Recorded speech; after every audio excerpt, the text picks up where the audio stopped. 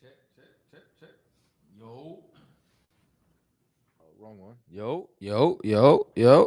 All right. Let me just. All right, perfect.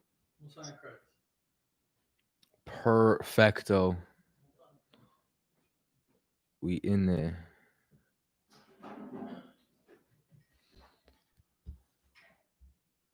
All right, we're live over there too.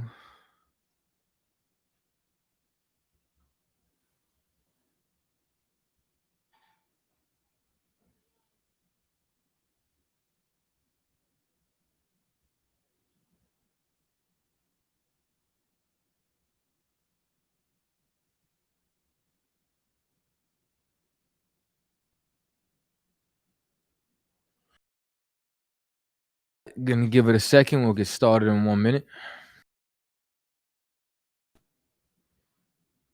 We got the wireless mic.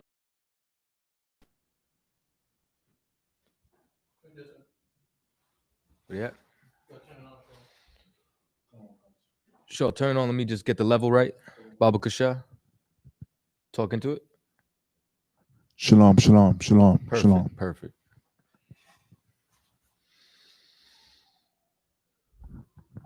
All right. Like I said, just give it 1 second. Let me check the feed.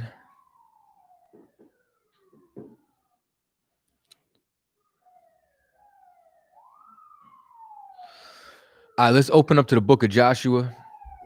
Let's go to Joshua, the 6th chapter. We're gonna be doing a little bit of reading today. If y'all want to off topic, you could go ahead and type them in. Make sure that you like and share the video. If you're on YouTube, you could also share the video online. Hold on 1 second. Let me make sure I got the right YouTube.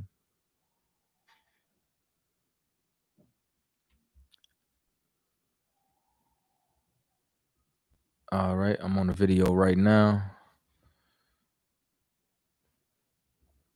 Shalom. All right, no sweat. Just make sure you put the attendance link in there too. All right, Baba Kasha.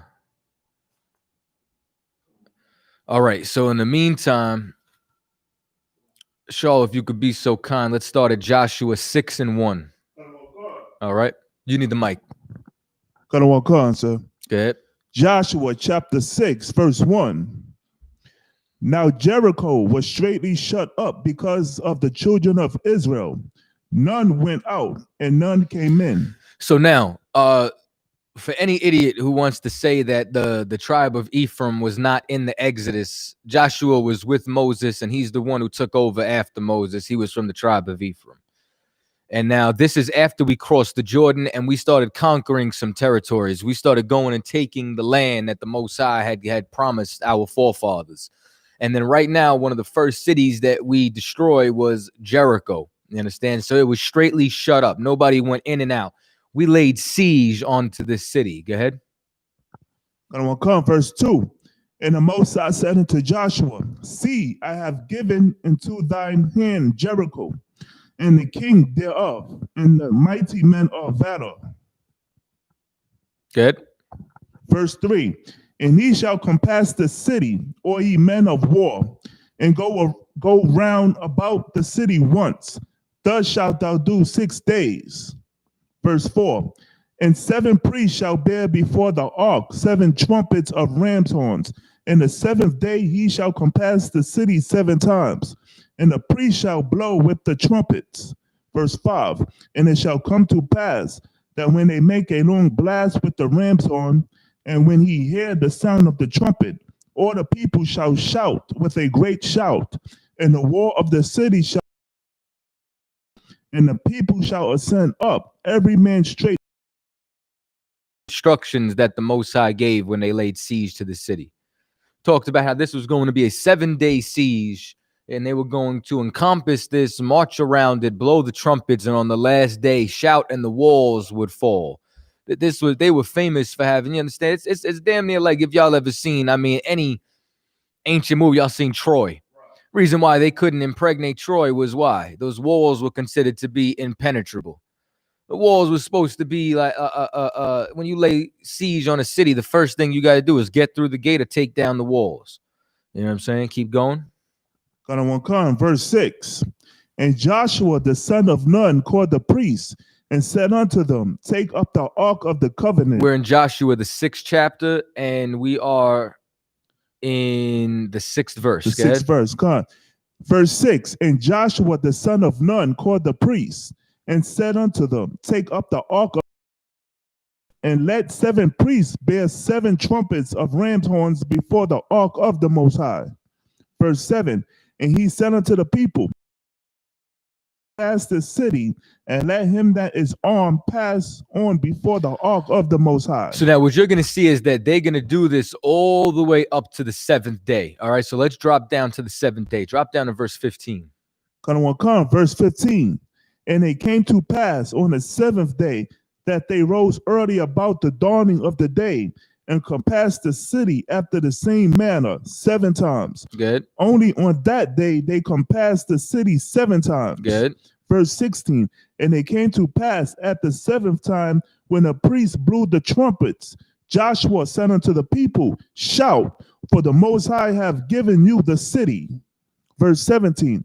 And the city shall be accursed, even it and all that are therein, to the Most High. Only Rahab the harlot shall live, she and all that are with her in the house, because she hid the messenger that we sent. So now, why was Rahab spared?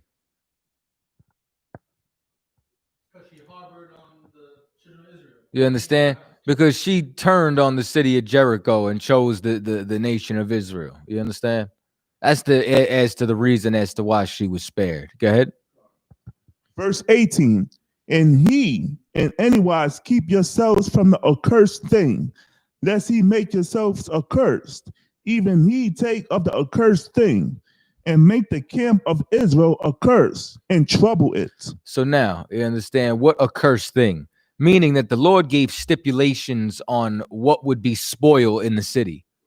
The Lord would tell us what we could keep, what we couldn't keep. You understand? And anything that we couldn't keep was considered a curse. There was something that you can get punished over, something that could separate you from the Lord over. You weren't supposed to turn around and utilize none of this. The Lord gave us stipulations to follow. Read on. God, verse 19. But all the silver and gold and vessels of brass and iron are consecrated unto the Most High. They shall come into the treasury of the Most High. Verse 20. So the people shouted with the priests, blew with the trumpets, and it came to pass when the people heard the sound of the trumpet, and the people shouted with a great shout, and the wall fell down flat, so that the people went up into the city, every man straight before him, and they took the city. So now, why did the walls fall? Was it because they yelled real loud? Was it because walking in circles around the city, you understand, crumbles walls? Like why did these walls come tumbling down? You sure? Because of the Lord. Specifically, why did the Lord honor that? Because the Lord honored it because the army did exactly what the Lord told them. Meaning it was obedience. You understand? Obedience is why these walls fell. Same thing as to why Rahab was spared. She was obedient unto the children of Israel and the power. You understand? The Most High power. So as a result of their obedience is why they were spared. And as a result of their obedience is why this victory was given to us. Y'all understand? So now, drop down to verse 27. Got one come, verse 27. So the Most High was with Joshua, and his fame was noised throughout all the country. You understand? So now, because of this victory, you understand, throughout all of this land that he was at, his name was voiced through. You understand? He became famous. He started to get some notoriety because of this victory. So now let's read chapter 7, verse 1. Joshua chapter 7, verse 1. But the children of Israel committed a trespass in the accursed thing. The who? In the accursed thing. No, who committed a trespass? But the children of Israel committed a trespass in the accursed thing. So now, Did all of Israel commit a sin? Did every Israelite do something wrong? Let's find out. Come on, Akkad. For Akkad, the son of Carmi, the son of Zabadi, the son of Zerah, of the tribe of Judah, took of the accursed thing. So now, Achan, you understand, took of the accursed thing. Read on.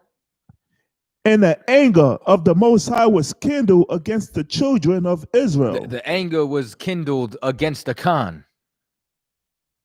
And the anger of the Most High was kindled against the children of Israel. No, the anger was kindled only against Achan. And the anger of the Most High was kindled against the children of Israel. Here's something that you got to understand. What you do can affect your brothers. What you do can affect your sisters. What you do can affect your children. Whatever it is that you do, it can affect the nation of Israel. One man committed a sin, but who did the Lord charge? And the anger of the Lord was kindled against the children of Israel. We as a nation have to be able to check ourselves, because one man sinned and the Lord's anger was kindled against the entire nation. The Lord was over here giving us victories. He just let us out of captivity. You understand? Reestablished us as a nation. And then now here we come to conquer this land, to build a kingdom, a paradise. You understand? And now what happens? Now you got somebody who wants to disobey the Lord's orders by taking from the accursed. Read on. Verse 2. And Joshua sent men from Jericho to Ai, which is beside Bethaven, on the east of Bethel, and spake unto them, saying, Go up and view the country. And the men went up and visited Ai. Good. Verse 3. And they returned to Joshua and said unto him, Let not all the people go up, but let about 2,000 or 3,000 men go up and smite Ai. And make not all the people to labor thither, for they are but few. Verse 4. So there went up thither of the people about 3,000 men, and they fled before the men of Ai. So meaning what? Israel took an L right now. Now, why did Israel take this L? Shaw?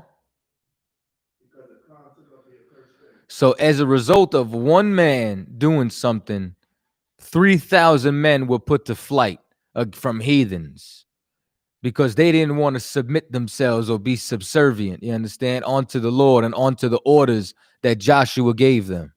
Read on. Verse 5. And the men of Ai smote of them about 36 men, for they chased them from before the gate even unto Shebarim. Meaning, listen, why the hell did any Israelites have to die in the first place? You understand? They killed 36 brothers because of what one man did. And these brothers started losing the battle, good? And smote them in the going down, wherefore the hearts of the people melted and became as water. You understand? Now, meaning what? That these cats, you understand, they shrunk. They started seeing that they was getting beat. They got scared and they fled. Good? Verse 6. And Joshua rent his clothes and fell to the earth upon his face before the ark of the Most High until the eventide, he and the elders of Israel, and put dust upon their heads. Understand? Meaning this is how Israel mourns. You understand? Ripped his garment, because he understood that. You understand that if you get a victory, it's because of the Most High. And guess what? If you get a loss, it's because the Lord was against you. And in this battle, the Lord was against us. Good? Verse 7. And Joshua said, Alas, O Most High Power, wherefore hast thou at all brought this people over Jordan to deliver us into the hand of the Amorites, to destroy us? Would to the Most High, Salakia, would to the Most High we had been content and dwelt on the other side of Jordan. Verse 8. O Most High Power, what shall I say when Israel turneth their backs before their enemies?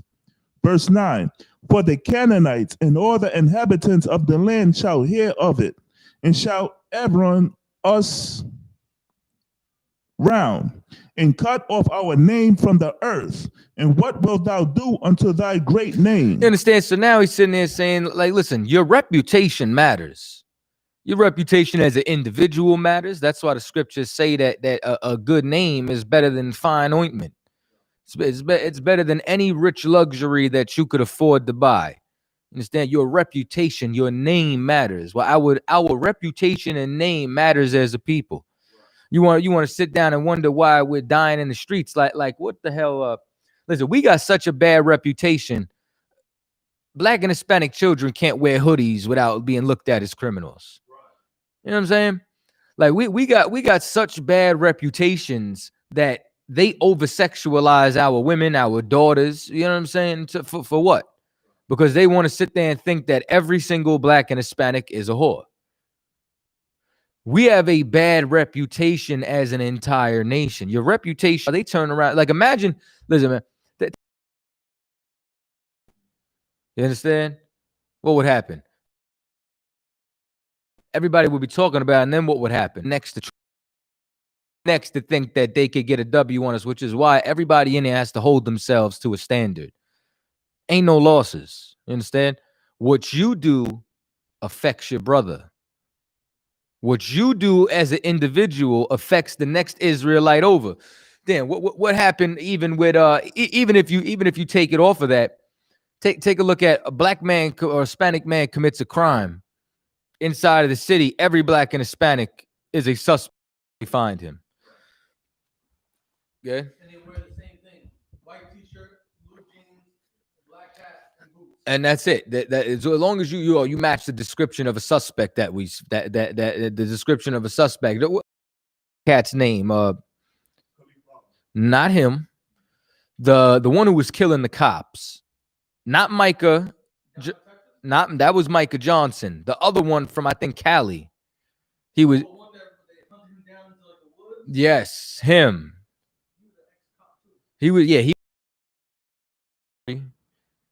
I cannot remember his name for the life of me right now. You know what I'm saying? But longer the story short, if y'all can remember his name, y'all can go ahead, type it in. I do not remember the brother's name off the rip right now, but here's the whole point, right?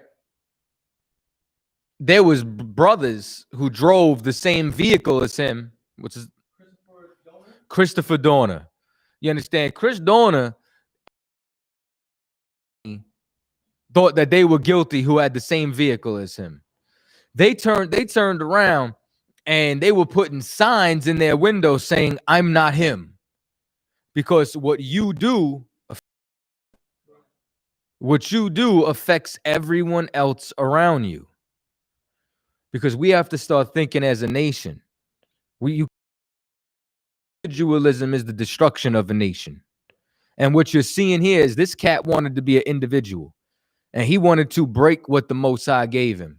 And as a result, what transpired? You understand? There was a great loss inside of Israel. Go ahead. God. Verse 10, and the Most High said unto Joshua, get thee up, wherefore liest thou thus upon thy face? Verse 11, Israel hath sinned, and they have also transgressed my covenant, which I command, even taken of the accursed thing, and have also stolen and dissembled also, and they have put it even among their own stuff. You understand? So now the Lord said, listen, somebody stole, somebody took from the accursed. They did. This is why this happened. So now the Lord is going to sanctify this. All right, go ahead. 12, therefore the children of Israel could not stand before their enemies, but turned their backs before their enemies, because they were accursed. Neither will I be with you anymore. The accursed from among you. Verse 13. So I can read that again, please, Bubba Shaw? We in Joshua chapter 7, verse 12. Israel could not stand before their enemies. What happened? Therefore, the children of Israel could not stand before their enemies. So whenever we end up disobeying God, all it takes is one person. One person can ruin it for everybody, right? It took one person. It could take a few people. And then what would happen? Therefore, the children of Israel could not stand before their enemies. And we can be destroyed by our enemies. All it takes is one. When we go out to war, we will be destroyed by our enemies because just one disobeyed God. One broke the laws of God. One transgressed against God. One transgressed against his brother. And it doesn't just fall on men. Women too. Woman committing adultery. A woman messing around with another woman. A woman trying to wear the apparel of a man. All it takes is one person from the nation of Israel. And every time we go against our enemies, we would fall. We would not be able to stand. That's why all these slave rebellions that happened here in the Americas, whether it was the Native Americans fighting, whether it was the natives fighting against the white man, whether it was the so-called Negroes uprising, us disobeying God's laws and wanting to follow whatever made-up customs we had in our land, us wanting to eat chitlins and pork and catfish and slavery, all it takes is one. And everything we do, we fail at when it comes to protecting ourselves and going against our enemy. Keep going. God. But turn their backs before their enemies. What? But turn their backs before their enemies. That's us fleeing. That's us being killed on the battlefield and running away like cowards. That's us turning away when the police come in riot gears, because we know we're not going to be able to stand up to the police. We know no matter how many smoke bombs and rocks and bottles we throw, the police are going to come with their riot gear, their riot shields. They're going to come up with pellets in their guns and rubber bullets. They're going to come with SWAT trucks and SWAT vans, helicopters, and they're just going to mow us down. Keep going. Because they were accursed. Because of what? Because they were accursed. Because we were accursed. We made decisions to make ourselves separate from God. We made decisions to make God not want to be in our corner at that moment. Keep going. Neither will I be with you anymore. And what did God say? Neither will I be with you anymore. Listen, like a good father, you tell your son, stop hanging out with those dudes on the corner. And every time you hang out with those dudes on the corner, you get robbed, you get beat up. You coming home from school, your dad telling you, stop hanging out with that bully. Stop being around that bully. And that bully is constantly just beating you behind. You go back to the bully every single time. You know what a good father does? Read that. Neither will I be with you anymore. When you come home with that eighth black eye after your father just told you, leave that bully alone. Stay away from him. And you keep coming home with black eyes, your dad's not going to be with you anymore. Listen, obviously you like getting beat up. Obviously you like getting a whooping when you come home because you keep disobeying me. Well, God's the same way. Listen, you don't want to listen to me. You don't want to obey my commandments. You don't want to keep them. You don't want to do them. Well, guess what? You're going to get your ass whooped every single time you go up against that army. You're going to get your ass whooped every single time you try to come up against that white man here in America. And I am not going to be with you anymore because you keep disobeying me. Because you, as an individual, don't understand the importance of keeping my laws. And you breaking them can make your entire family suffer, can make your entire neighborhood suffer, can make your entire race of people suffer. Keep going. Except he destroyed the accursed from among you. What? Except he destroyed the accursed from among you. What we have to do? Whenever you keep breaking curfew and keep coming home late, and you got younger siblings seeing you come home late, You got younger siblings seeing you argue with pops or arguing with mom. You know what your dad has to do? Your dad has to throw you the hell out of his house because you're setting a bad example for the younger kids. You know what your mom has to do? Your mom has to kick you out of her house because you're setting a bad example for your younger brothers and sisters. And you know what God has to do? God has to make sure you get put to death because you keep breaking his laws and you keep killing his people. You know what a good leader does? A good leader will put you out of the nation. A good leader will chop your head off and give it to God. A good leader would do what Moses did and put all those wicked Israelites on sticks and poles who wanted to sleep with heathen women. A good Israelite like Phineas would go into a tent when an Israelite man is having sex with a disgusting heathen and slay them both. You know what a good leader would do? A good leader would take 3,000 men with swords and go in and out of the tents, killing all those that disobeyed God, that wanted to worship an idol. You have to be cut off. You have to be accursed. You have to be separated. You have to be removed from the nation. You have to be removed from that household because one, you're disobeying the leader, which is your father. And if your father's not in the picture, you're disobeying your mom. Two, you're setting a bad example for all those that are younger than you, that look up to you. And God's the same way. You need to be removed. You need to destroy the accursed from among your people. Keep reading. God, verse 13. Up, sanctify the people. What?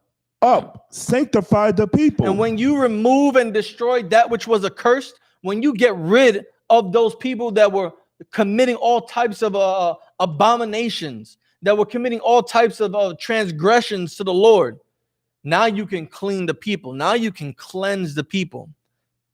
Now you can sanctify the people.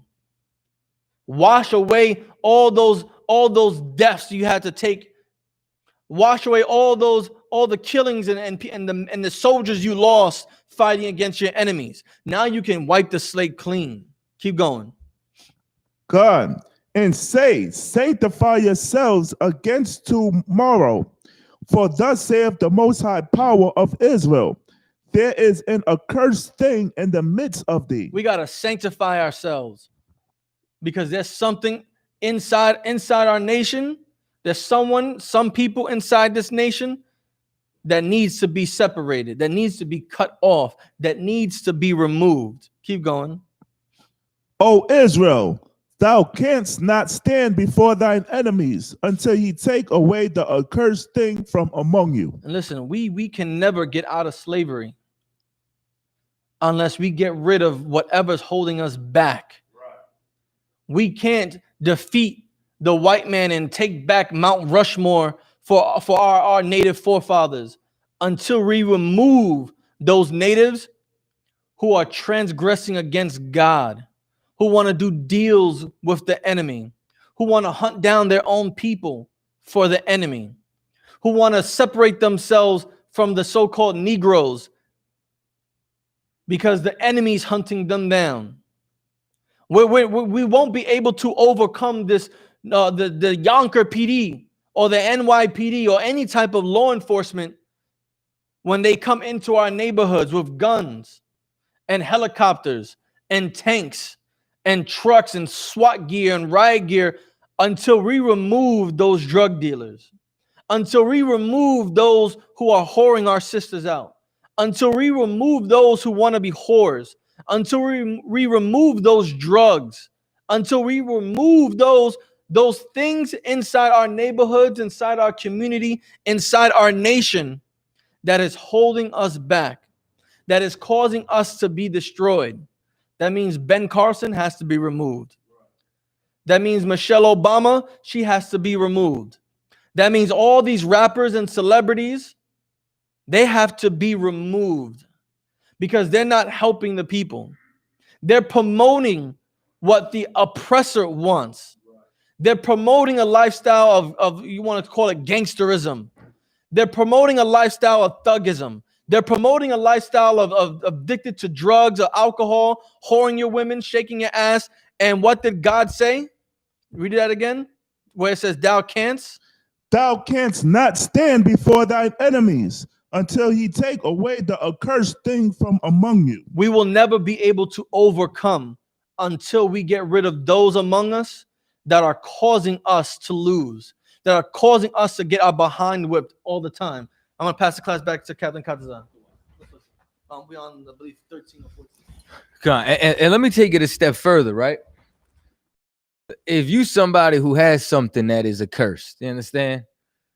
You take it a step further. You got to get rid of the accursed thing. You got to get rid of what that you got that could destroy us as a nation. You understand? Whatever. I don't care if it's a brother. If you got some deviancy with hoes, I don't care if it's you understand, a sister. You got some kind of, you got a deviancy. Matter of fact, with hoes, because there's a what that cat Jesse Lee Peterson say earlier? Lesbians. What the hell is he talking about? That cat is actually hilarious, man. You know what I'm saying? Big ups to Captain Zaryak. For those of you who don't know, he was on the Fallen State today with Jesse Lee Peterson. You understand? That should be dropping soon. It was an excellent interview.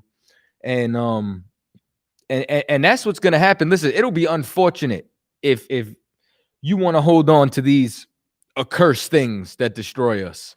You understand? Because the Lord is not playing. We at the end, man. Like, we too far in the game right now for anybody to be making a mistake, and or for you not to decide to come inside here and sanctify yourself and clean yourself. What verse are we in now? All right, go ahead. Verse 14, we in Joshua chapter 7, verse 14.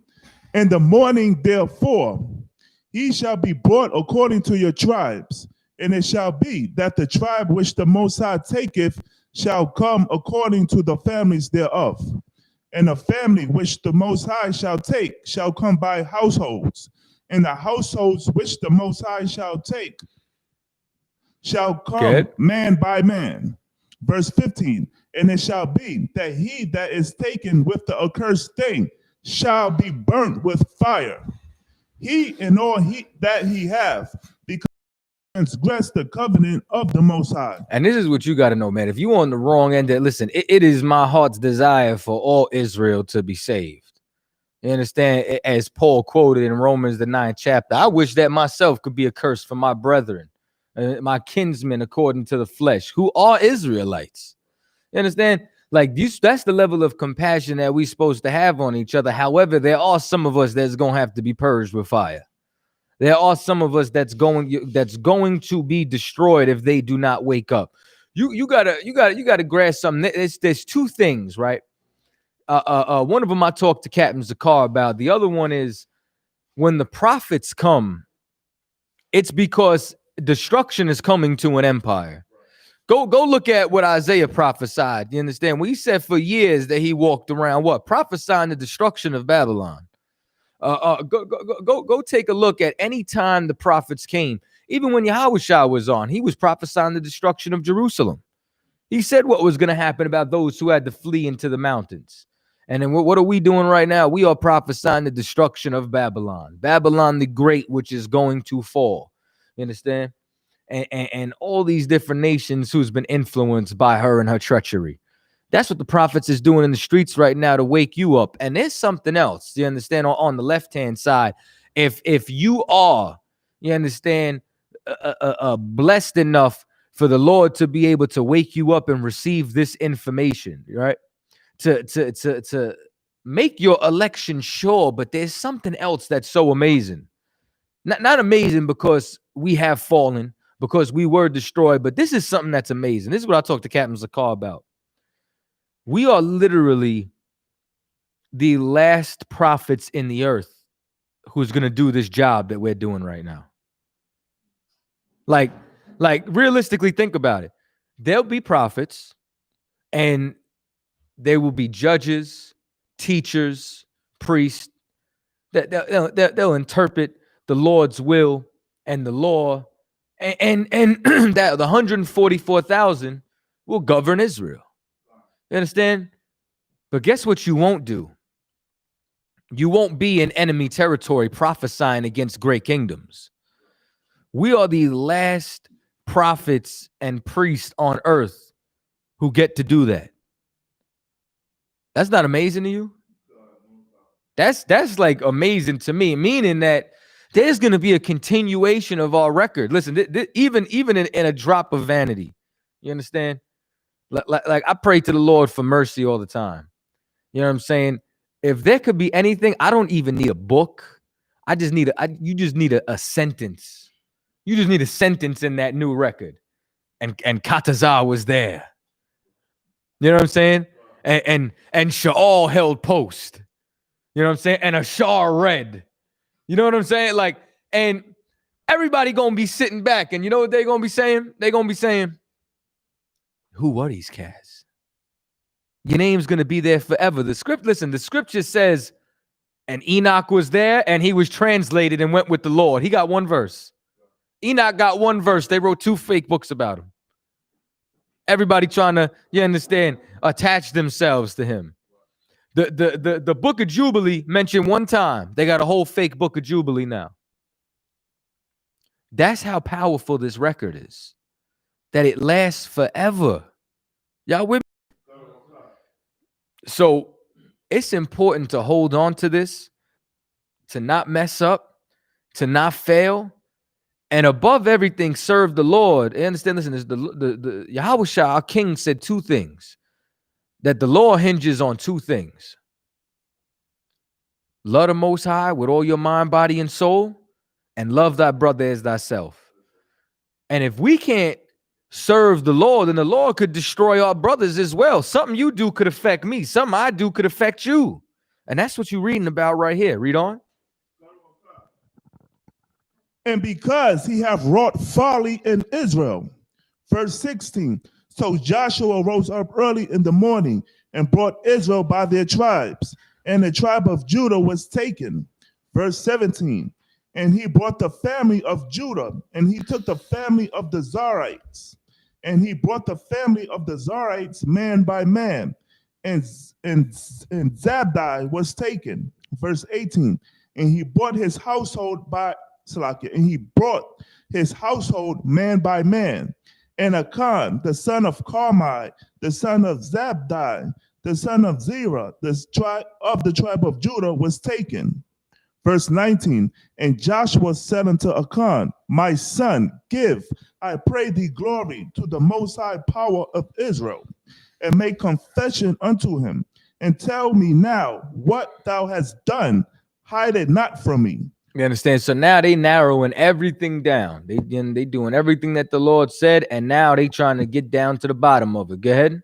Verse 20, and Achan answered Joshua and said, indeed, I have sinned against the Most High power of Israel, and thus have I done.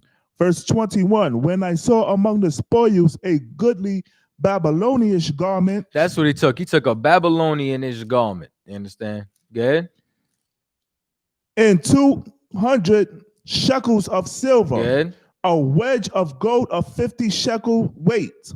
Then I coveted them and took them, and behold, they are hid in the earth in the midst of my tent, and the silver under it. And the Lord said not to take this. And what's even more wicked is that the gold and the silver was supposed to be for the treasury. That's Captain Azariax.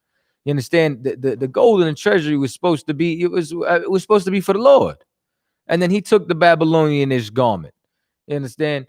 Which even Lord knows what the hell that looked like. You know what I mean? It's like, I don't know what the hell that would be today. What, like running into a $5,000 suit? Something like that. Yeah. Verse 22. So Joshua sent messengers, and they ran unto the tent, and behold, it was hid in his tent, and the silver under it. Verse 23. And they took them out of the midst of the tent, and brought them unto Joshua, and said unto all the children of Israel, Salakia, and unto all the children of Israel, and laid them out before the Most High. Verse 24, and Joshua and all Israel with him took Achan, the son of Zerah, and the silver, and a garment, and a wedge of gold, and his sons, and his daughters, and his oxen. Hold on. Who else? Who else was taken in this? Good. Come on, God. And his sons, and his daughters, and his oxen, and his asses, and his sheep, and his tent, and all that he had. And they brought them and they brought them unto the valley of Achor. Verse 25. And Joshua said, why hast thou troubled us? Listen, they took him. You understand? They took his sons. They took his daughters. They took his oxen. It don't say they took his wife. I don't know if she was alive or not. You understand? But somehow she was spared from this. But his children, listen, his everything that belonged in his household, they took. And because they troubled us, you understand? Us as a nation, go ahead. The Most High shall trouble thee this day. And all Israel stoned him with stones and burnt them with fire. After they had stoned them with stones. Now, let me tell you something. Why this is so disrespectful in the sense of you're not supposed to burn the Israelites' body. You understand? Not for no religious purposes, but because you're supposed to take care of the dead. When you're cremated, it's because nobody loves you. You understand? It's because nobody wanted to come out of pocket for the burial in certain instances. Okay. Question on that. Mm. Speaking on it, right? Uh-huh. I know that we're not supposed to burn our dead. My father wants, when he passes, he wants me to get him cremated. Now I don't want to do that. Okay. One, the dead know nothing. You understand? So he's not gonna know.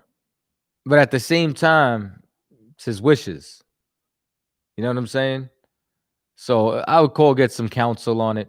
You know what I mean? And I wouldn't, you understand, worry too much about the death or dead or whatever the case may be. But as far as in our custom and our culture, the dead is supposed to be buried with care. This is Sheol. You understand? When your body ain't worth a proper burial.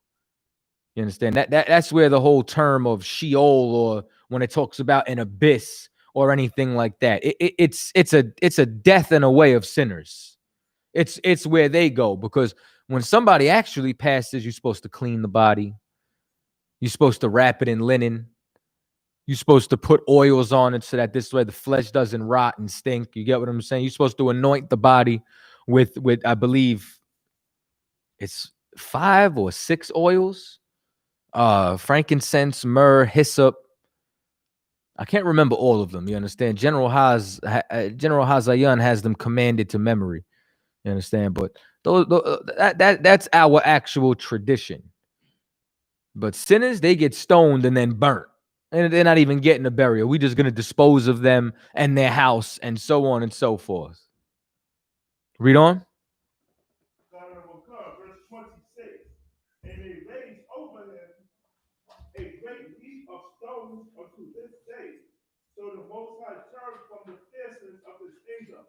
Wherefore the name of that place was called the Valley of Achor unto this day. So now, they cleansed Israel. They got rid of the wickedness. The Lord forgive the sin. Now let's fast forward a little bit. So now they took the city of Ai. You understand? They took the city. Now they win in battles again. Now here's something else that's absolutely glorious about this. You understand? Meaning not glorious in the sense that we lost and we had to die, but when we do the right thing, when the Most High is with us. So go to Joshua, the 10th chapter in verse 1, Baba Kashah.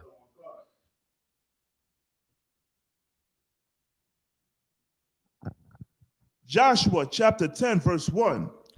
Now it came to pass when Adoni-Bezek, the king of Jerusalem, had heard how Joshua had taken Ai and had utterly destroyed it, as he had done to Jericho and her king.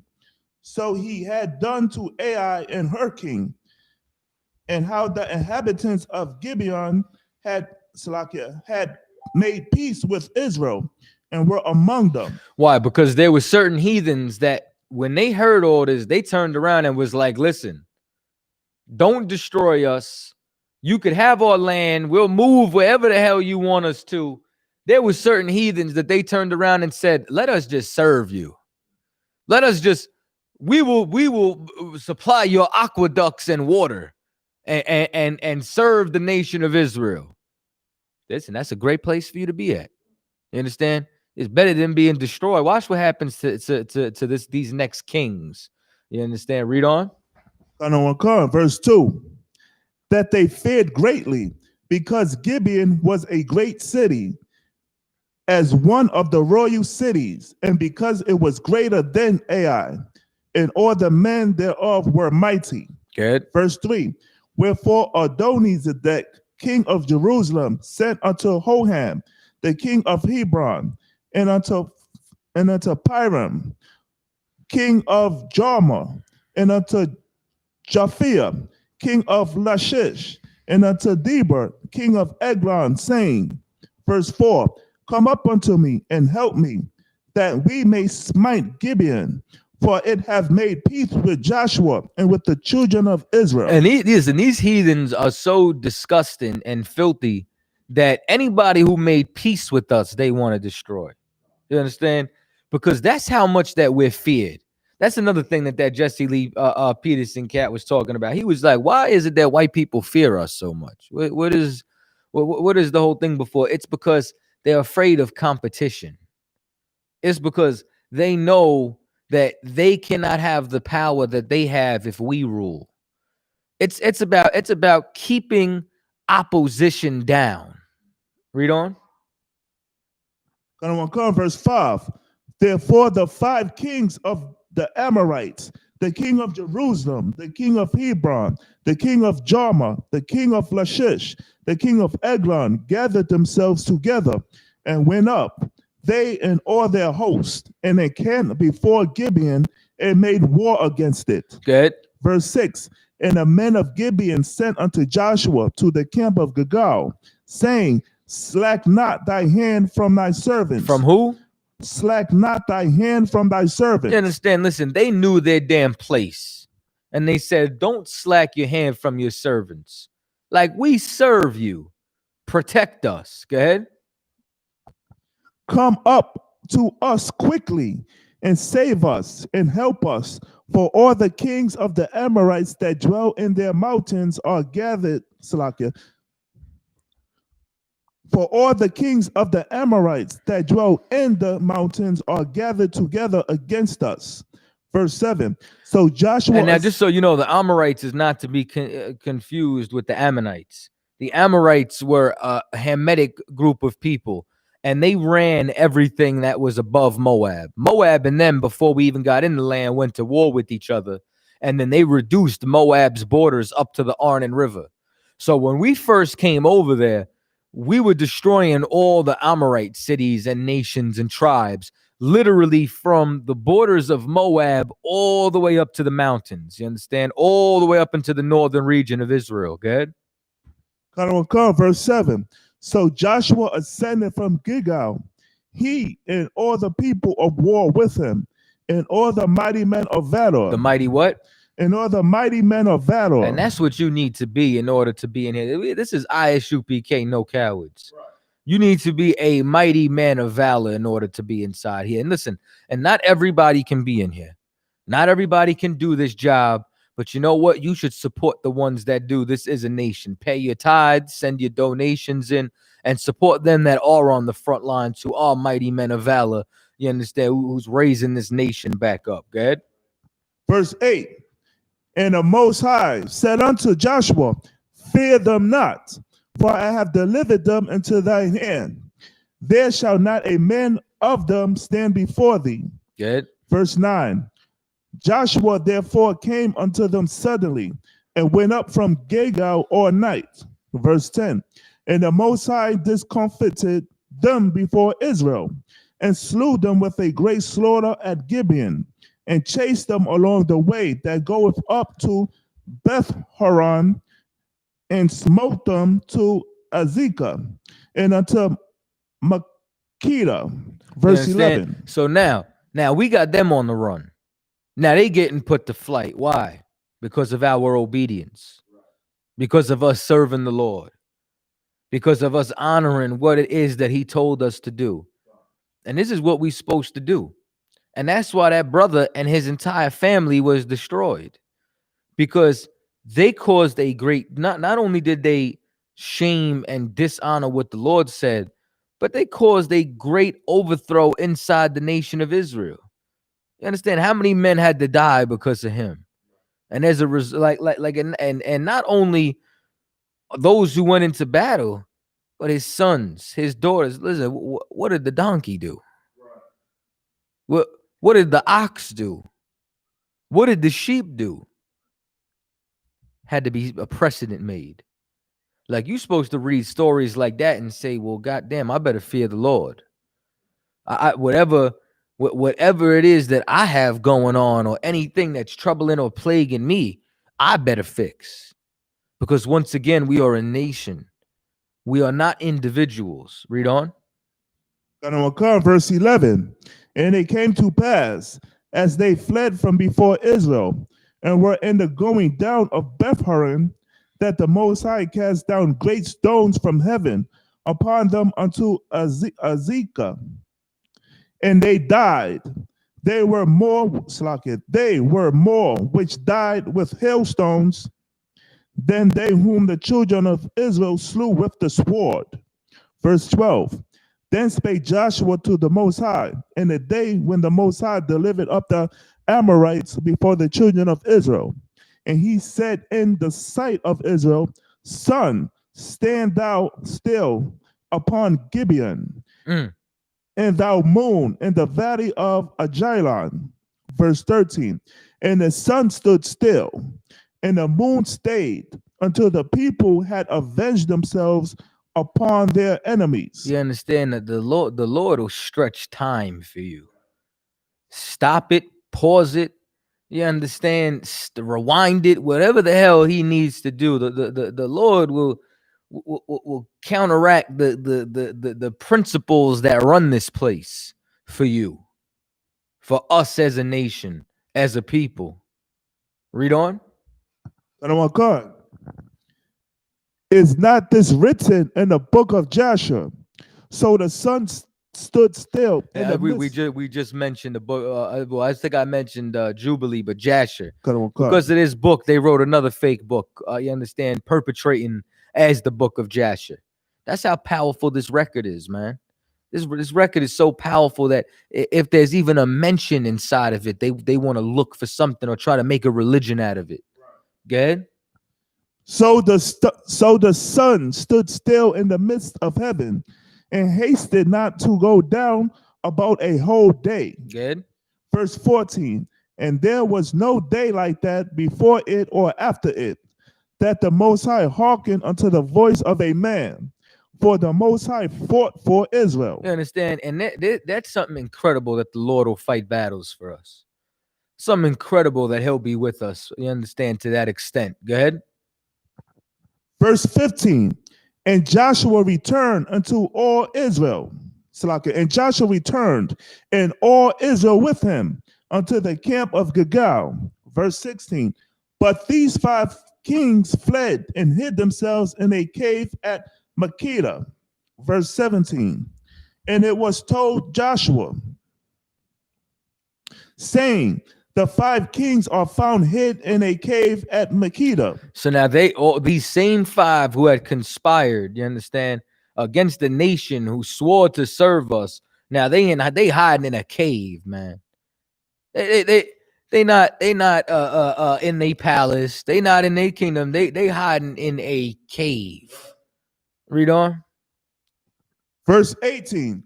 And Joshua said, roll great stones upon the mouth of the cave, and set men by it to keep them. Yeah, you ain't going nowhere. Block that entrance. Good. Verse 19. And stay ye not, but pursue after your enemies, and smite the hindmost of them. Suffer them not to enter into the cities, for the Most High your power have delivered them into your hand. Good. Verse 20. And it came to pass when Joshua and the children of Israel had made an end of slaying them with a very great slaughter, till they were consumed, that the rest which remained of them entered into fenced cities. Good.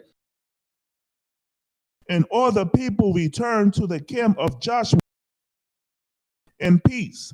None moved his tongue against any of the children of Israel. And that's what y'all gonna have to do. Y'all gonna have to not move your tongue against us. You understand? And that comes with ass whoopings. Excuse my language. That comes with beat downs. That comes with you having to hold L's. If y'all got any questions, you could go ahead and type them in. You understand? Any questions that's off topic or whatever the case may be. Read on. Verse 22. Then said Joshua, open the mouth of the cave and bring out those 5 kings unto me. So now they just slaughtered them. You understand? They just stopped all the murmuring against us or whatever the case may be. So now he says, open the mouth of the cave. Bring them out. Bring them out unto me. Good. And bring out those 5 kings unto me cave. Verse 23. And they did so, and brought forth those 5 kings unto him out of the cave, the king of Jerusalem, the king of Hebron, the king of Jarmuth, the king of Lachish, and the king of Eglon. Verse 24. And it came to pass, when they brought out those kings unto Joshua, that Joshua called for all the men of Israel, and said unto the captain. So now hear this good. So now remember, we started off talking about a victory over at Jericho. Yeah, you want to check the door? So now we started off, you understand, with a victory over at Jericho. After that, now there was an L that took place. You understand? Well, I thought you had the night off. You shut worked up. No nights off, huh? No days off, none of that. Not bad. Yourself? Most on Christ. You know what I'm saying? So we were just giving a recap. You know what I'm saying? So they destroyed Jericho because of obedience. Then they lost over at AI. Understand? Why'd they lose over there? Because of disobedience. Because one man committed a sin, his whole family was destroyed. They went and conquered AI. Now they over here destroying these 5 kings. And while they go to destroy these 5 kings, Joshua calls for his captains. You understand? He calls for men of war that he brings to go and see these imprisoned kings in the caves. Good? Gonna come, verse 24. Salak, we in Joshua chapter 10, verse 24. And it came to pass, when they brought out those kings unto Joshua, that Joshua called for all the men of Israel, and said unto the captains of the men of war, which went with him, come near, put your feet upon the necks of these kings. Put your what? Put your feet upon the necks of these kings. Now, let me tell you something. This was mighty brotherly of Joshua. Joshua called the high-ranking officials who served him. You understand? And he gave them encouragement. He encouraged them by saying, these are kings right here. These are men who claim to be royalty. Step on their neck. You understand? Like, yeah, we lost the battle. We won another one. Now let me show you that the Lord is with you as well. Step on their neck. I can't wait. You understand? I think one person got a next step inside the school. And then after that, we were trying to get waivers and you know what I mean? But it's just, we're going to have to conquer the earth. We got to settle for boot kisses. Y'all mad that we, y'all mad we getting boot kisses. This way that we were getting next steps. Let me step on your neck. Let me damage your spinal column real quick. Have you at a chiropractor for the rest of your life. He turned around and he let his brothers taste and share in some glory. That is brotherly. That is. Could we read this again? I would like, you know, yeah. Like this is one of them scriptures. Like if we was on the radio and I was Funk Flex, I would just be dropping bombs and then running it back. Funk Master Flex Night. And then you would just read it again. Funk Master, read it again. Read it again. I put this scripture back 10, 15, 20 times. And it's not just because Joshua's an Ephraimite. Salakia. And ain't nobody gonna tell me it's some tribalism. But this is the importance of it, man. That it's damn near like that scripture inside of Wisdom of Solomon, that we partake in the same evil and we partake in the same good. And that's what you're seeing happen here. We partook in glory. We partook in the same evil as the Khan did. You understand? And now we partaking in the same glory that Joshua had, that he brought his brothers out to step on the necks of kings. Isn't that fire, yo? That's so fire, yo. Like, that needs to be in a movie, man. Like, you know what I'm saying? Like, man, it's one of my favorite scriptures. Baba Gashar, read that scripture for me. We're in Joshua chapter 10, verse 24. And it came to pass when they brought out those kings unto Joshua, that Joshua called for all the men of Israel, and said unto the captains of the men of war, which went with him, come near, put your feet upon the necks of these kings. And they came near and put their feet upon the necks of them. And stepped on their necks. That's like, yo, man. Like, I don't know. When I read this is like a movie to me.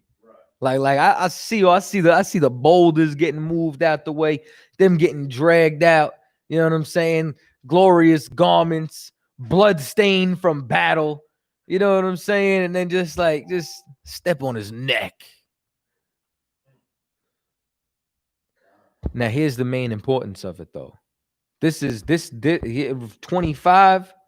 You understand? Is what you're supposed to do for your men. You're supposed to encourage your men, man. Read on. Verse 25. And Joshua said unto them, fear not, nor be dismayed. Be strong and of good courage. Man, be strong and of good courage. You got to know that the Lord is with you. Go ahead. For thus shall the Most High do all, Salakia. For thus shall the Most High do to all your enemies against whom he fights. Man, let me tell you something. I've seen every single one of our enemies fall. You understand? I mean, damn near. You know what I mean? Like you do not want to be an enemy of Commanding General YAHANNA and the I.S.U.P.K. Because when you make an enemy of Commanding General YAHANNA and the I.S.U.P.K, you make an enemy of the Lord. And you don't want your neck stepped on. Right. I'm trying to tell you. I've seen every single one of them. And Babylon is going to fall too. And they kings is going to be walked on dog leashes. Like you see them little white babies with the little blue leash. You understand? That's going to be Biden. It's going to be Trump. So you understand? That's going to be the Clintons. You understand? And then all them rich sex trading bastards like the Epsteins and anybody else who went to his island and wants to mess with little boys and little girls. You understand? Read on. Verse 26. And afterward Joshua smote them and slew them and hanged them on 5 trees. And they were hanging upon the trees until the evening. Verse 27. And it came to pass at the time of the going down of the sun that Joshua commanded, and they took them down off the trees and cast them into the cave wherein they had been hid. Into Sheol. Go ahead. And laid great stones in the cave's mouth, which remain until this very day. You understand? Now, when it talks about this very day too, it doesn't mean like literally, 2020 or whatever the case may be, but it's talking about up to the day that they wrote this. You understand? I mean, even on to this day. It's and this is for the simple too, right? Like when you go up and you read, one of those kings are called the King of Jerusalem. Now, there was no Jerusalem yet. You understand? So why the hell is they talking about, oh, that's Jerusalem? Because when they write the record over, they write the land so that this way you'd be able to associate with it. So at this time, before we established Jerusalem, this is who was in that land. And we destroyed them and took that. They're giving you the identifying markers of those times. You know what I'm saying? It's no different than if somebody was to turn around and tell me, oh, we going to Soha. Nigga, you mean Harlem? You get what I'm saying? Like if I write the story, I'm going to say Harlem. They write the story, they're going to say Soha. We know because of what we are identifying it as. Just like if we were to turn around and say, oh, yeah, you know what I'm saying? They filming that Daredevil again. You know what I'm saying? Where? Hell's Kitchen. White person going to say, where? Oh, Clinton. You understand? We going to know it is Hell's Kitchen. You understand? So on and so forth. Just like they changed the name of the bridge. It was the Triborough Bridge. Yeah, that's what I still call it. Now they calling it the RFK or something like that. They try changing the names and all that. You know what I'm saying? So like that those are certain things that you got to pay attention to when you read these scriptures. You understand? So the important lesson in order for us to grasp right now, the water officer Yatazar, Wisdom of Solomon 18:9. Matter of fact, can we read that? Somebody grab the Apocrypha. Let's just read that because it's on topic right now. That's how we have to be. We all share in the same good and the same evil. What happens to one of us should happen to all of us. Good. Wisdom of Solomon, chapter 18, verse 9. For the righteous children of good men did sacrifice secretly. I'll start from the top again. Good. Wisdom of Solomon, chapter 18, verse 9. For the righteous children of good men did sacrifice secretly, and with one consent made a holy law, that the saints should be alike partakers of the same good and evil. The fathers now singing out the songs of praise. Man, and that's how the hell that it was on the Passover. And then that's how it was in the Exodus. And then that's how it was in the book of Joshua. This is the things that we got to understand. We cannot be individuals. We have to sit and think like a nation. And there ain't nowhere else to do that. You know what I mean? Like where the hell was I, man? I was in CVS. I had my Hebrew Academy cover on. And there was this devil in there that was so rude that when I was walking out, man, I had a demon come in my mind and say, man, just kick this whole stand over. Like they had this whole display stand and shit. I was so mad for a second. And I looked at myself and realized I'm a priest and prophet of the Lord. You can't just be kicking shit over. You know what I'm saying? Like it was like, you know, somebody rude. You know what I mean? Like, yeah, I'll show you rude. You know what I mean? Like, nah. I look at this and I realize that I do that. Every brother who wears this jacket does that. You understand? Listen, you take a look on the left-hand side. I don't give a damn. To me, every single one of them cats that wear purple is messing with trannies. He wore that purple shirt when he shot that tranny outside the massage parlor. Because what you're associated with is guilt by association. I don't care. Listen, I don't care who it is. You are who your friends are. You might not even partake in everything with them. You understand? You might not even agree with everything, but here's the thing. Your silence is agreement. You understand? You didn't try to stop it. You went along with it. You was there. You was an accessory. You understand? To the crime, to the filth, to everything that was around. That might not be you now, but that's who the hell you were.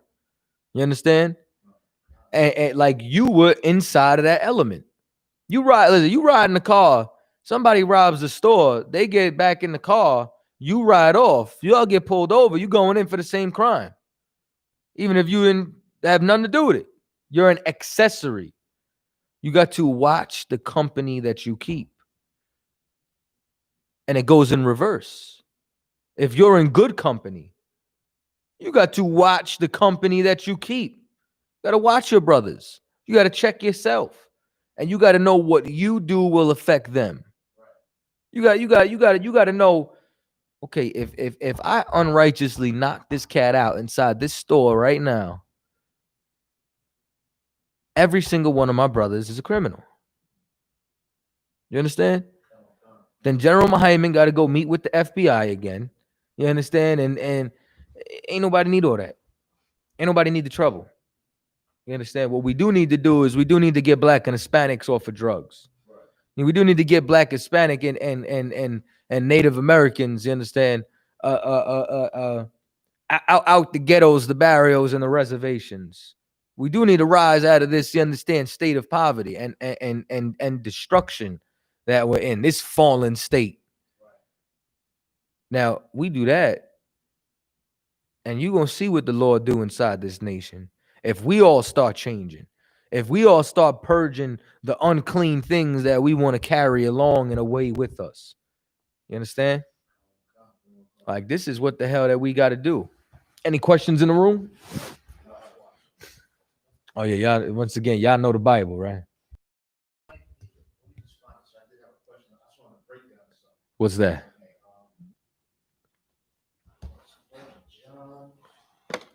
You said 1 John? Let me get there with you.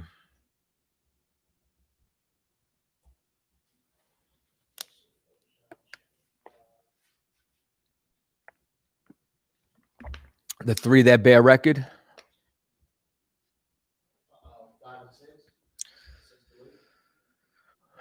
Con.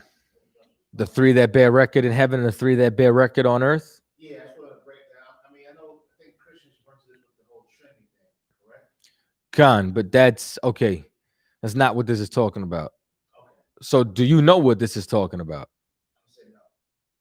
Let me see where you're at. Okay. 1 John chapter 5, starting at verse 6.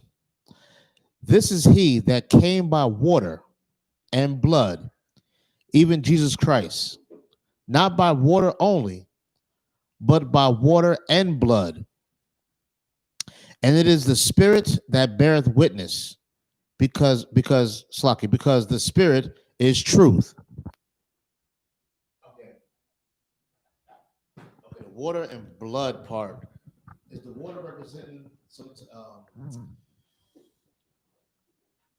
Is the water representing like purity or cleansing? Yes. You understand? Because what does water do? Clean.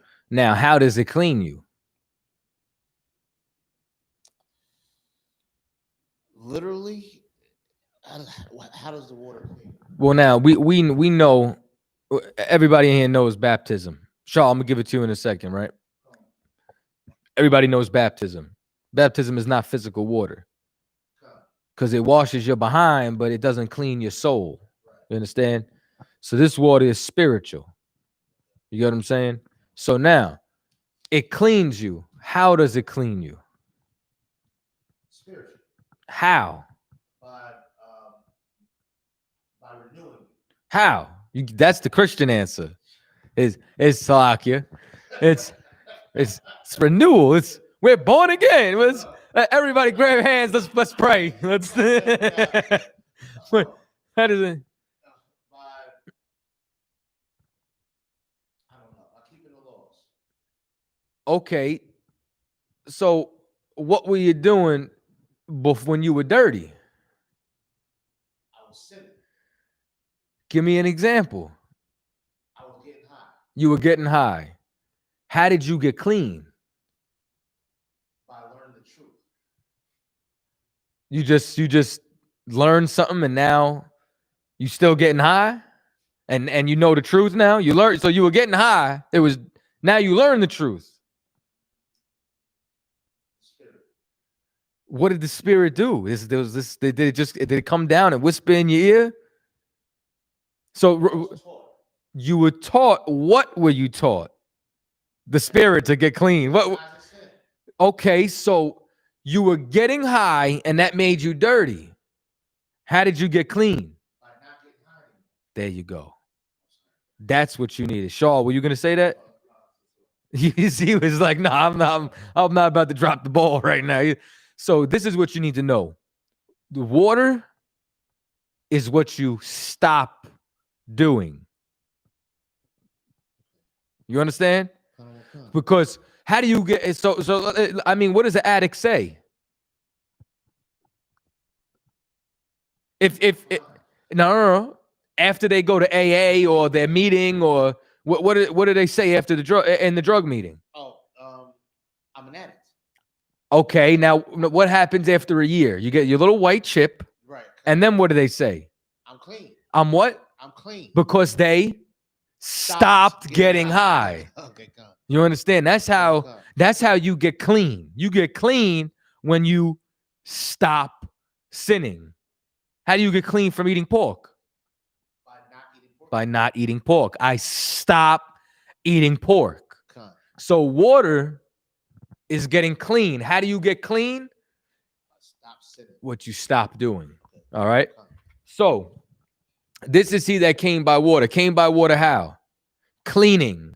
Stop sinning. Come. And blood. What's blood? Is that lineage?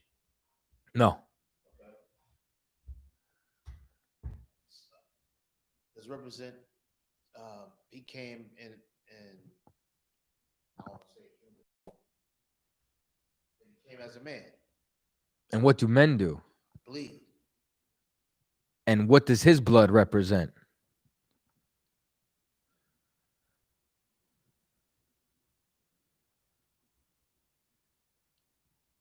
What does his blood represent? Think about what we're talking about. His blood represents sacrifice. Okay, sacrifice. That's correct. The sacrifice that he made means what? He was clean. No. Okay. Not there. He was killed. Right. So what does that mean now that the blood is there? That we should. You was right. You was right there. What should we do? Stop sinning. Right. Why do we even get a chance to do that? I just gave it to Because you. he shed his blood. Because of the blood. Right. Okay. It's water and blood. You can't get clean without his sacrifice because the Lord wasn't honoring it. Didn't matter what you did. His sacrifice is why we're able to get clean now. Is why if we stop sinning, it even matters now. Didn't matter before. The Lord cast us away. Right. But now it matters because of his blood. Because if you sin, what happens now? You have a chance to not sin anymore. You pissing on what he died for too. But now we have a chance to be clean in the first place. So meaning so now when it says not by water only, so Christ came, right? And we serve Christ and we follow him. And this mission was not by water only. Meaning what? Stop keeping the law and stop sinning isn't enough. Because this is water and blood. This is his sacrifice. This is honoring the man who gave us, who's the mediator, who brought us back.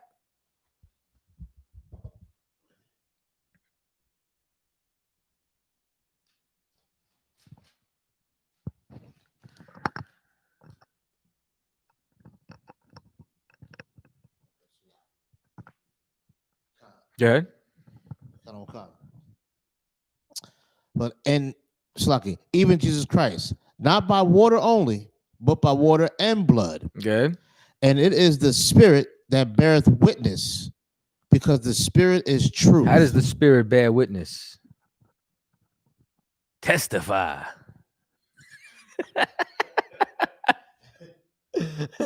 How does it bear witness? By exposing the truth. How does it expose the truth? By your actions. What actions? Your actions Well, not sinning, right, is the water. You're clean now. How are you clean? You're not sinning. The sacrifice, we acknowledge. This is why it even matters if we're unclean. So what is the spirit? You so close.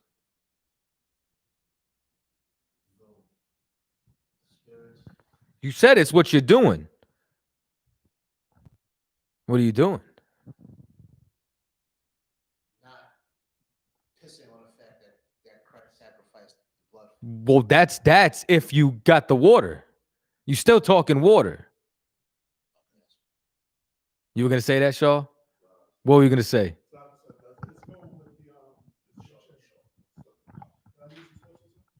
Please. So, like, if I may, sir, does this also go with the scripture in Psalms when I'm paraphrasing, and you should have come with a contrite heart? Okay, that is the water. A broken and contrite spirit. You understand is how you're supposed to be when you know you're doing wrong and when you change, and that's what makes you want to stop getting high and make you want to come back and serve the Lord. So that's a part of the water. We're talking about the spirit, and you said it's what you do. We're not talking about what we're not doing no more. What we're not doing is eating pork and getting high, because the water, that's cleaning you. The blood is why we can do it all. Now, what are we doing? We already said not. What are we doing?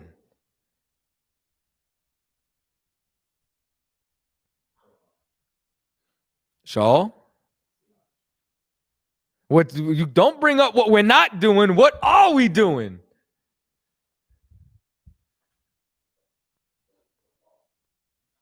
Shaw? What is obedience? Okay, we're following the law, statutes, and commandments. The law said, don't eat pork. We stopped eating pork. What are we doing, though? What bears witness? The will of the Most High. What is that? You guys keep throwing these broad phrases out.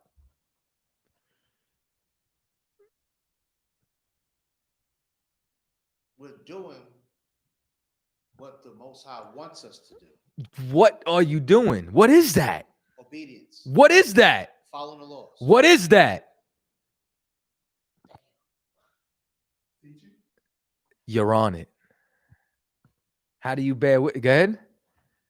We're being examples for others who want to stop. You blurring the lines now. You're on it with teaching. How are you an example? How about this? Where are you teaching? Camp is the spirit. The Passover. What are you doing? I'm keeping the Passover. I'm teaching. I'm wearing my fringes. I got my shield on. My Hebrew Academy cover. This is what you got to know. Water is what you stop doing. You get clean. The spirit is what you start doing. You with me? Like, it's not like y'all were wrong. Y'all just giving me y'all giving me what is sin? Wickedness. What is sin? Evil. What is sin? The Lord abhors it. You know what I'm saying? What is sin? The transgression of the law. What's a transgression of the law? Eating pork. Boom. Drive it home. What are we obedient to the Lord? Yes. You understand? Are we serving him? Yes. Are we teaching? Yes. How? Camp. You understand? Like, listen, you think if y'all were just in a when I say y'all, I'm speaking from a past tense of me being a young man watching the school. And if y'all would have just been in a room safe talking to each other and praying about this, y'all ain't bearing witness to shit. But I seen brothers in the street like, you devil. You dead. What was that with Obama? What did Obama see? You cave bitch. You understand? I saw that and I was like, oh, they bear witness right now. You understand? They bear witness that you are the devil. You understand? I saw the spirit testified. They were doing something. They were putting in work. And how did they get there? They stopped sinning. And it's because of Christ that we can do this. It's because of that sacrifice. Y'all with me? Let's keep reading. Verse 7. For there are three that bear record in heaven. So in heaven now, we talking about the fourth dimension. There's three that bear record. Good? The Father, Who's that? Yeah, that's right. the Word, Who's that? Well, Christ. what's that? There you go. Yahawashi. Yahawashi is the word. Yahawashi. You understand? The Most High, Yahawashi. Good. And the Holy Spirit. And Now let me see y'all get Christian. What is the Holy Spirit? the works. What works? This is heaven now. What works?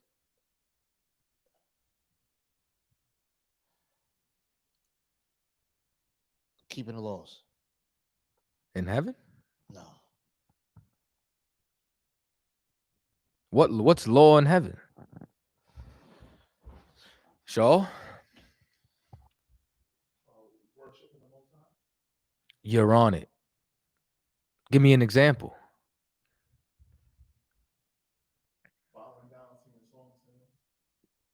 I'm going to just give it to you because of that. All right. How about when the elders cast their crowns down before the throne? How about the beast? You understand, who howl his name. You understand, every hour, Quadash, Quadash, Quadash. You understand, holy is thy name. The throne made out of fire that screams his name. That's the zeal of the Lord. That's the Holy Spirit. That's what's bearing record in heaven. The beast that howl his name, the elders that bow down to him, the angels who go at his command.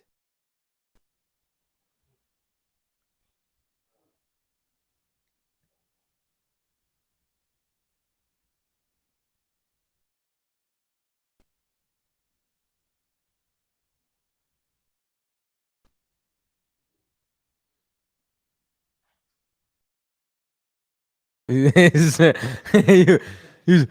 go, you over. That's how I sound when I'm eating a big meal and shit. Like, you know what I mean? I'm telling you. I understand.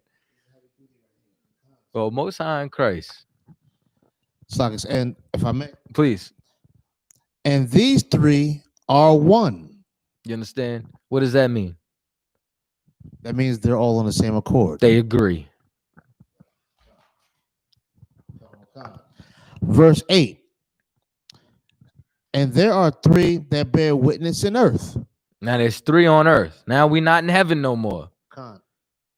Ain't in Kansas no more, Toto. We understand. We grounded. We here now. All right. Yatazar Khan. I just seen you now on the screen. The Most High's vibe. That's correct. Just like it, Shaw. Can I trouble you for a bottle of water from the fridge? The water. Go ahead. Verse 8 again from the top. And there are three that bear witness in earth. Good. The Spirit. What's that? Good. But say it into the mic. That's not the works. Like going to camp. What you do? Going to camp, the Passover, so on and so forth. Good. The water. What's that? Which is the stopping of sinning. What you stop sinning. Stop sinning. Good. And the blood, which is the sacrifice.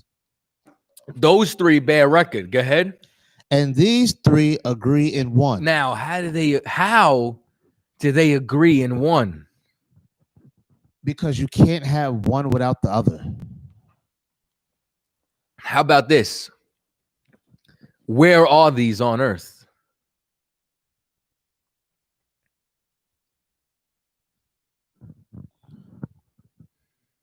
In the U.P.K. Give them a hand.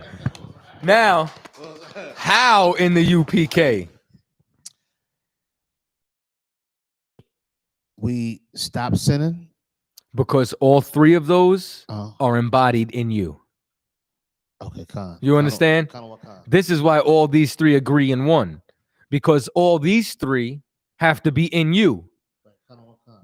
You have to have Christ's sacrifice. You believe in Christ. What does that mean? It means I stopped getting high. And after I stop getting high and stop eating pork and stop celebrating this, guess what I do? I go to the Passover. I shut up and get in all black. I pass my officer's test. I go and speak in the street. And these three agree where? All these three are embodied inside the prophets. These three are one. And what would you say? In the UPK, in us. Because what did you do? Damn, Yahushua died for us? He died because I ate pork? I better stop eating pork. I better go tell my brothers they should stop eating pork. How do you do all that? You go to camp. When are you allowed at camp? After you get some sinew on your flesh. You understand? After you become that, if you get the breath of life. After you come inside here and you change your life. You understand? Those three are embodied in one. And they agree. We agree? We see, I try to tell y'all we agree. Yeah. Y'all ain't know. Most High Christ. Any, The water. Most High Christ. Any other questions on that? No, that was No. perfect. Oh, most High Christ. The water for letting me take the helm too. No sweat, sir. You know what I mean? I had some time. You know what I mean? The water, sir. Any questions online? Let me know. Let me check Facebook. Slack you. No more on that, right? All right, Most High in Christ. Any other questions? I don't have, not on a specific scripture, but just in regards to forgiveness, right? I'm finding out forgiveness is not as easy as it seems. And there's levels to that. Yeah, it's sir. And you know, you can reach I guess you can be betrayed, right? To a certain extent, right? And then you don't want to forgive. You know what I'm saying? You get, I'm trying to be in the right spirit, right? You don't want to hate nobody. No, not Israel, but you can be there. You know what I'm saying? So forgiving, of course, like I said, is very hard to do. What's the right spirit to I guess learn how to forgive, right? And what comes along with that forgiving? Like, you don't have to forgive and still deal with people, no matter who they are, right? You don't have to deal with them, but you can forgive. I'm of course I'm talking about people in the world, particularly family, mothers, fathers, whatever the case may be. You can forgive, but you don't have to deal with them. That's a question I'm asking. Okay. There's a lot of variables in the equation. So this is someone in the world. It's kind of what kind. Okay. My family is in here. You get what I'm saying?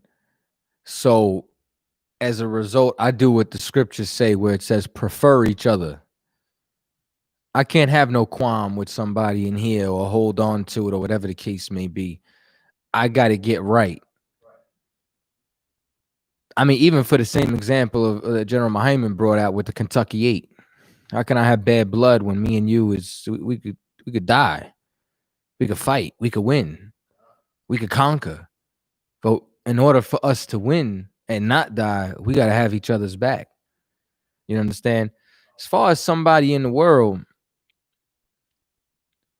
you know, there's no restitution. They might not even know. This is where compassion has to come in. You understand? This is where you got to turn around and you got to accept somebody for face value and only deal with them in the moment as what you're getting right now, and just let go of anything else and just learn from whatever mistakes they made against you.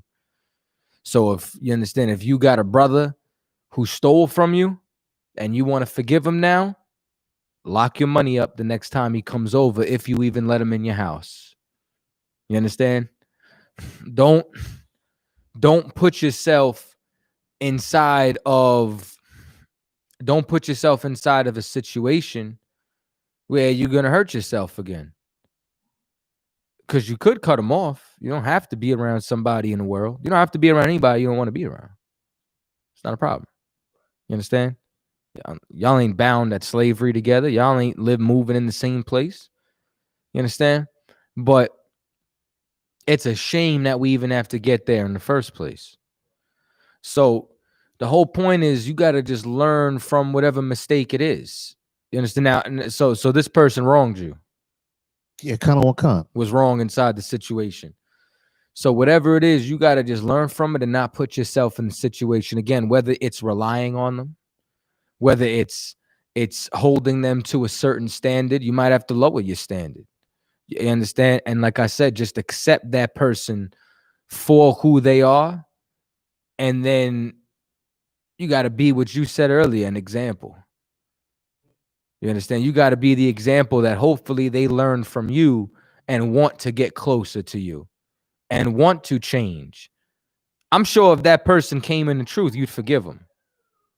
I'm sure really, you understand? Like, wow, we really family in YAHANNA right now. You understand? Like it would change the world around because you know that they would be wanting to change. You understand? But prior to, it's like, it's almost like they out there doing the same thing. You understand? Over and over again. And it's just like you almost fighting to not look down on them or in disgust. You understand? Whereas you gotta just, like I said, you gotta be completely impartial. You gotta look at family professionally. You understand? Like if you can't walk into a situation and be priest, Shalaya Allah, you have to remove yourself from the situation. Precept.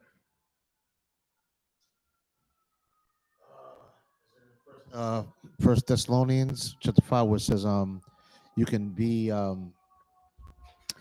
you can don't keep company with them, but don't. No. No? Give me another one. If thy eye offend thee, pluck it out. You understand? Meaning, when it says offend thee, who's it talking about? The situation I put myself in. No. If thy eye offend thee, who's thee? Myself. What you? The emotional part of me. No. The physical part of me. Which you? The priestly me. There you go. The priest you. The new you. The new man. Right. The old man's dead. Now your eyes trying to get you to look in the way of the old man. You understand? You better pluck it out. So if you can't walk into the situation, you can't do it. Listen, I mean, I think I say it all the time. You know what I'm saying? I got a slavery on break. I talk to the smokers because they the most down to earth niggas. You know what I'm saying? And every time they try passing me something, I'm like, nah.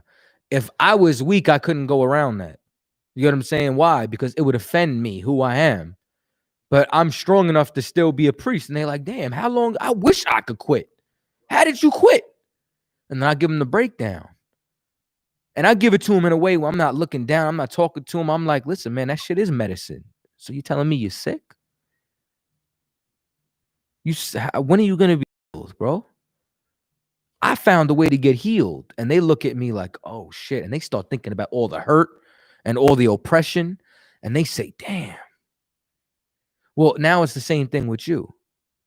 You got to be able to be professional in that situation. And if you can't and it's offending you, you got to remove yourself. You can't go around here being an old man. You want to damn near be a social worker when you go around family in the world. You want to be professional. That'll fix the emotional part of you. Why ain't you emotional? I can't. Why? Because you are a full priest there.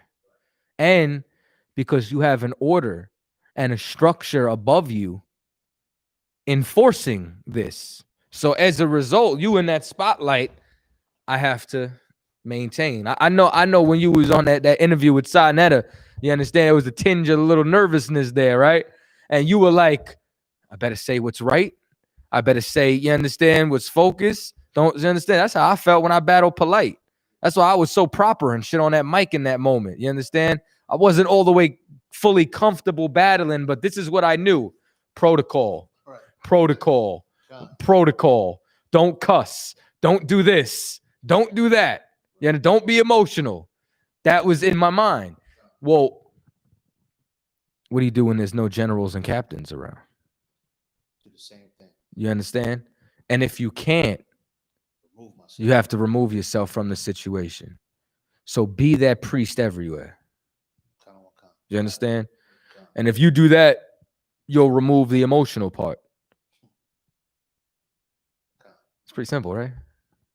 When you put it like that, sir. You know what I mean? It don't got to be all complex, and you know what I'm saying?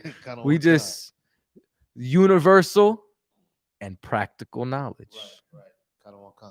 Could apply this everywhere. Right. The water once again, sir. Appreciate it. Behind the bar. Any other questions?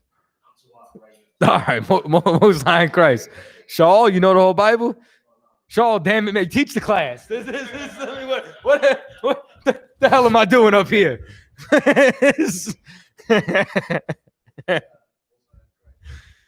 Listen, that's what they used to say to me. When I came in, I was told, take good notes, and everything is spiritual. Boom. Baraka to Yahweh, I was shy. Everything is spiritual. That's how you want to look at everything. What's happening in this situation? You understand? What would cause me to get out of character? What, you know what I'm saying? X, Y, Z. That's what you got to weigh. I weigh certain situations, and I'm just like, this situation's trying to kill me. What needs to be done in order for me to stay alive? Look at another situation. This situation's trying to get me locked up. What do I need to do to not get locked up? Understand? This situation is trying to have my rib lose respect for me. You understand? What do I need to do to not teach her an evil lesson against myself?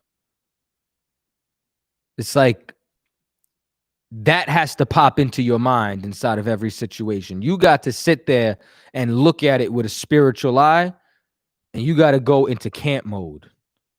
You understand? It's like at camp, finding the agenda. Somebody says something at camp. It's what's his agenda? What am I battling?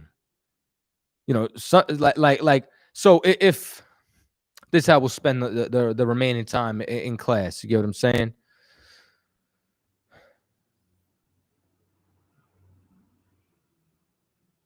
What are you battling if, okay, both of y'all are on the mic right now. You understand? In two separate dimensions. All right? Y'all are both at camp right now teaching. All right.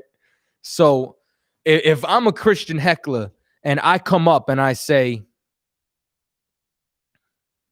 God loves everybody, what are you battling?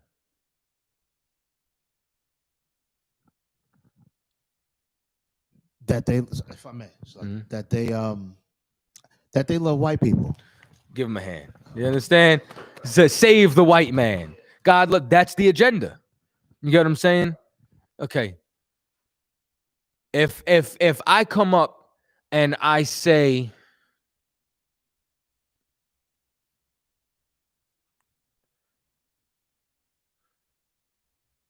Ruth was a Moabite, what are you battling? If I may, probably someone who got either Asian man or Asian woman, or somebody got some type of freaky fetish for an Asian and they want to save them. That's one. Okay. What else could it be?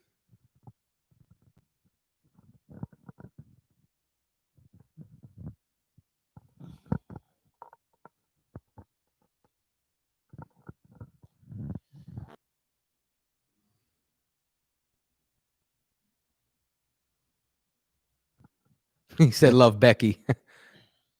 That they hate black women. Okay. which ties into why they would have a heathen woman in the first place. You understand? Now that's not in every instance. You don't want to know what it is too? Saving the white man. Because if Ruth could get salvation, then so can white people. Now, how do you know the difference between the two?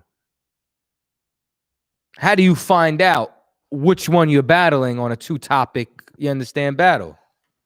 Because, if I may, sir, because in both instances, they're trying to tie in everybody to the 12 tribes of Israel.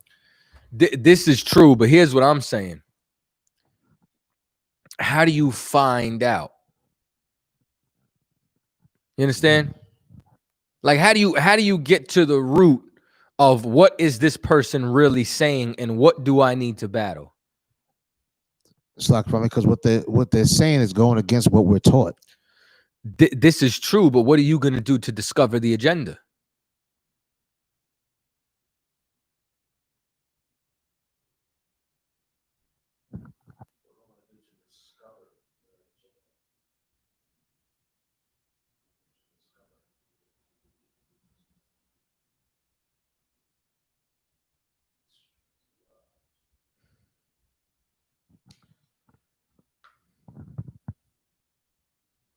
I'm going to give it to you. I'm going to give it to you for time's sake. This will happen a lot of times at camp. This will also happen on Cross the Line. You're battling with somebody. Matter of fact, it happened with me and you. I didn't want to jump the gun. But remember when the Nigerian called up? I knew he was a heathen. You understand? And I wanted to say, like, there's one or two things that's going to happen. You're either going to ask the right question or you got to be patient in the battle. And you know what? That spirit will bear witness too. You understand? The spirit bears witness that we are the children of Israel, does it not? So you know what else it'll do? It'll bear witness if they're heathen.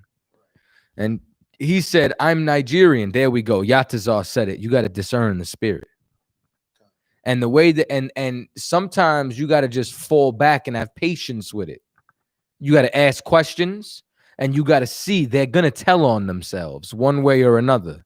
And then that's when there it is. You understand? Now that we've identified it, now we knock them clean off the track. Hey, brother, what's an akata? Oh, why we got to go there?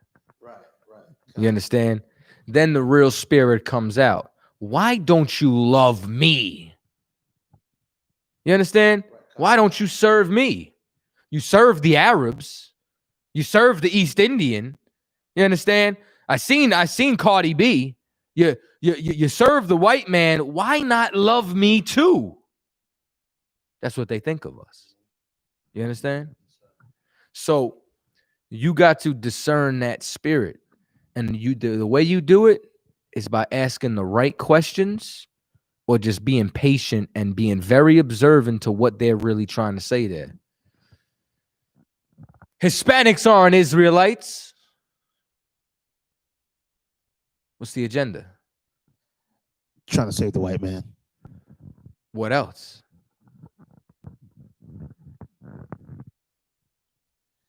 To go against the 12 tribe chart. And who are we filling it with?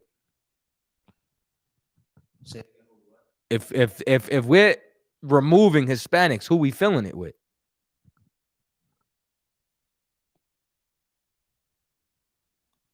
White people. That's not always the case. The Negroes. Meaning Africans, meaning Hamites, right? The Yoruba, the Igbos. Right. You understand? Now, how you gonna know the difference between if somebody's just trying to say the Jew is white or if somebody's trying to put the heathens in? Just got to ask the right questions. You understand? So now is when you got to flip it on them and you got to turn around and say, well, who you gonna put in it? Okay, this chart is wrong. Fill it in. You know what you're gonna get? No one knows. So you teaching me something you don't know? The only thing you do know is that you don't know? And now I need to listen to you? It's a mystery. I know they're in Africa. Thought you just didn't know. Right, Khan. How you know who's who? Why ain't the Hispanics Israelites? They don't fit the curses. Well, yeah, they do. But what is a curse? They were supposed to discontinue from their heritage. So, Negro, you mean to tell me, how do you know that what Yatazar say, Matumbo over there is an Israelite? Oh, well, they've been calling themselves Israelites for the last 1,000 years. Nigga, I thought we were supposed to discontinue from our heritage. So this brother who grew up in the ghetto, didn't know his pops because he died in the drug trade. You get what I'm saying? Cousins is in jail. Other cousins was murdered by somebody else because he killed their cousin. You understand? Living in the hood with us with the same statistics. Don't know his identity. Speaking an oppressor's tongue. More archaeology than a little bit about his ancestors being. He's not Israel. But this cat over here, from one of the richest tribes ever, didn't lose his identity, maintained it, all the curses must have skipped clean over him. He's Israel. All right, bro. Right, Khan. You're gonna have to move around, my nigga. Khan. You understand? Yes, sir. So you wanna find out what the agenda is. You understand? And sometimes it's patient, and sometimes you know it instantly. Sometimes you know it, but man, you could know it before they even open their damn mouth. Man, I remember this one time, this cat called up and I said Gentiles. He was like, yeah, about those Gentiles, I'm going to go to this scripture. I was like, Romans. Let's go to Romans. I was like 9. He was like, ninth chapter. I was like, verse 24. He was like, in verse 25, 4. And Cap looks at me like, yo, Kadazar, what the hell is wrong with you? I'm like, I smelt it. Like that one drop of water, a shark in the water smells that from like 3 miles away. I knew it. You know what I mean? Or you could just, that other time, this cat was like, he laughed just like that. And I was like, oh, this nigga high. That's a weed laugh. I said this. I was like, I heard someone go, and I was like, I used to laugh like that.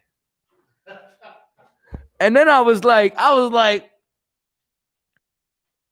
what could change my personality so much that it would alter my chuckle?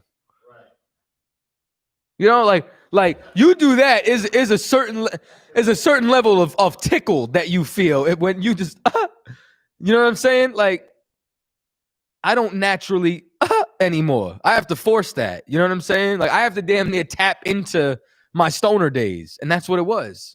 It was, I'm not high anymore. So it's like, you see somebody talk and they're just like, yeah, nigga, you smoke weed? I'm high right now.